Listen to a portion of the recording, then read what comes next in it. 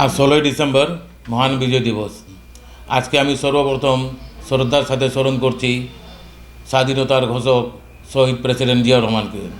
সেই সাথে আমি শ্রদ্ধার সাথে স্মরণ করছি 30 লক্ষ শহীদদেরকে। আরও স্মরণ করতে চাই 2 লক্ষ মা বোনদের, যাদের ইজ্জত ও রক্তের বিনিময়ে আমরা এই লাল সবুজ পতাকা পেয়েছি।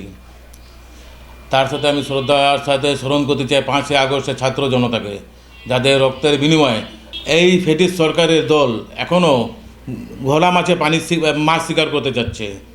আমি বলতে চাচ্ছি ভাই, আর না, সময় অনেক হয়েছে আপনাদেরকে। আমাদের প্রতিবেশী দেশ ভারতকে নিয়ে তারা একটা রাজনীতিভাবে আমাদেরকে প্রতিপন্ন করতে যাচ্ছে।